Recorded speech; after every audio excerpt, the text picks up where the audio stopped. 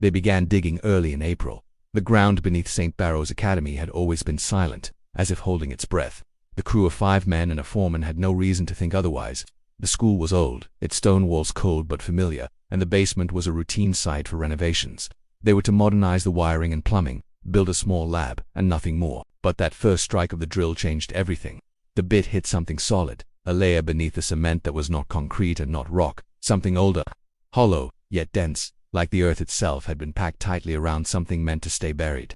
When they broke through, a rush of air escaped, foul, damp, the smell of old soil and something dead, sweet and sour all at once. In the beam of their flashlights, they saw shapes, wrapped tightly in linen, stacked against the walls of a narrow tunnel. They were not uniform. Some were small, delicate, child-sized, others slightly larger, but all pressed into the dirt as if they had been laid carefully, not thrown. There were no nameplates, no markers, nothing to indicate who had been placed there or why. The foreman called the headmaster immediately. The man came himself and stood over the pit, pale and silent. He said nothing but 3 words: seal it, forget it, leave it alone. The workers wanted to obey, but the moment their tools clanged against the cement, the air seemed to shift. A whisper of movement, faint at first, passed under the floorboards. Something beneath had noticed them. That night, the basement doors were locked, and the school returned to its quiet routine. But the air above the pit had changed. Footsteps echoed faintly along the hallways when no one was present. The janitor swore he heard a faint humming, a hymn sung in a language long dead, coming from behind the sealed wall. It stopped abruptly when he approached. The smell grew stronger with every passing hour, settling into the walls, the ventilation shafts, even the classrooms above. Evelyn Marr, a young history teacher, new to the school and drawn to the unusual, began to research the land's past. She found records of St. Barrow's Orphanage, a place founded in 1863 and closed in 1894 after an incident that claimed the lives of 26 children. The building burned, and no graves were recorded. No investigation followed. 7 years later, the academy had been constructed atop the ruins. When she shared her findings with the headmaster, he denied everything, yet his hands shook and his eyes avoided hers. That night, the first camera placed in the basement captured movement. A shadow shifted at the far end of the hall, long and slender. A faint giggle, almost melodic, echoed through the microphone. The camera fell to the floor, and the last frame showed a small, pale hand reaching toward the lens. The foreman never returned.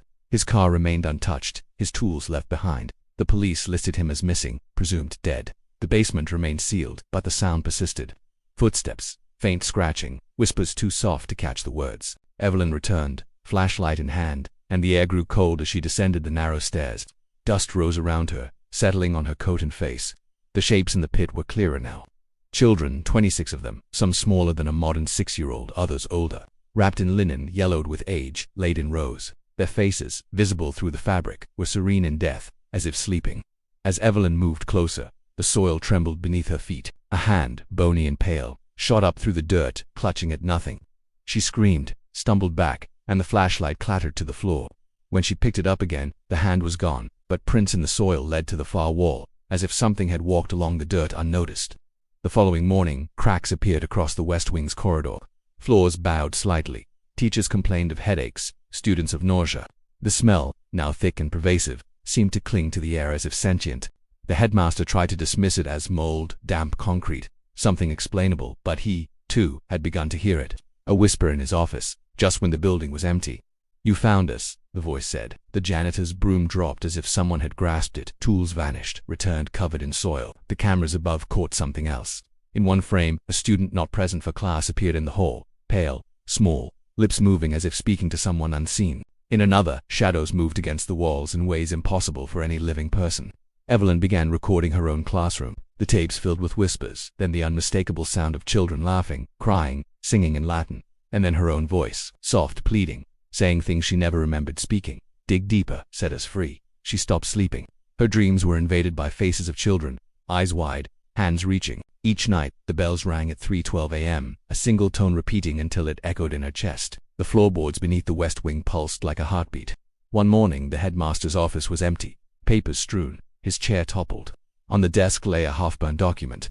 The first lines described the plague, a fever that had swept through the orphanage. Children sealed alive. The building buried atop them to hide the scandal. No signatures, just the words, a confession interrupted by flame. The students had been relocated after complaints from parents, but the school remained. The bells continued. The smell, now acrid, leaked from cracks in the stone, the walls itself seemingly sweating. Evelyn returned one last time. The basement door had split along the hinge. Warped, she descended, heart hammering. The rows of children were still there, still sleeping, but the soil moved. And when she shone her light across the room, dozens of tiny faces stared up at her, mouths opening silently, eyes unblinking, hollow. The walls of the tunnel seemed to shrink inward. A whisper brushed her ear. "We are still here." She stumbled back, the flashlight skidding across the dirt. She looked down. Footprints led from the bodies to the far corner, as if the children had walked, unseen, across the pit. Evelyn ran, but the steps followed her. She didn't stop until she reached the main hall. She tried to call for help, but the phones were dead. The intercom screeched with static, and over it soft chanting. The headmaster appeared at the staircase, his face pale, eyes wide. He tried to speak, couldn't. His lips moved, soundless. A whisper just for Evelyn. "Do not open it." But it was too late.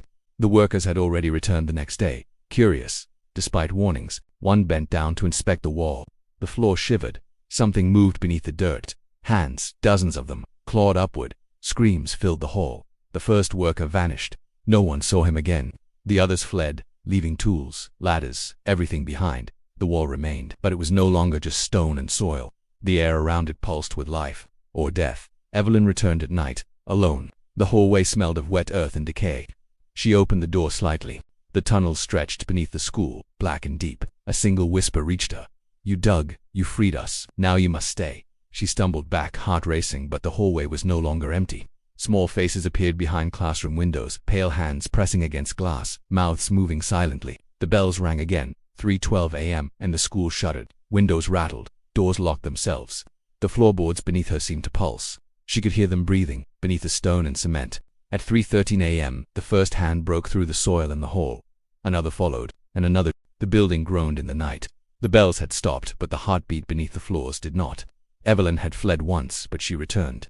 Something drew her back, a force she could neither name nor resist. The west wing remained sealed, but the whispers traveled through the walls, curling into her ears, tugging at her mind.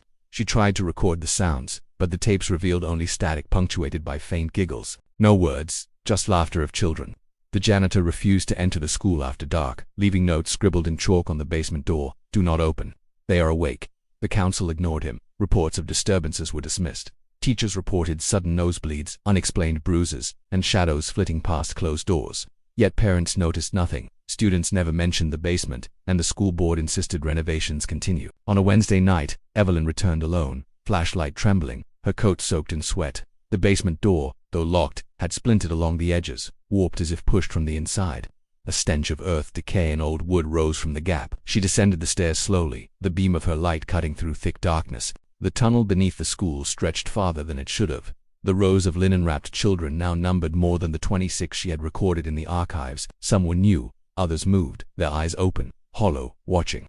Evelyn stumbled back. They were too small to be alive by any logic, yet they breathed. The soil shivered beneath their bodies, and small hands emerged, grasping at the air. Their faces were pale, mouths opening silently to form words she could not hear. The air grew colder with every step she took.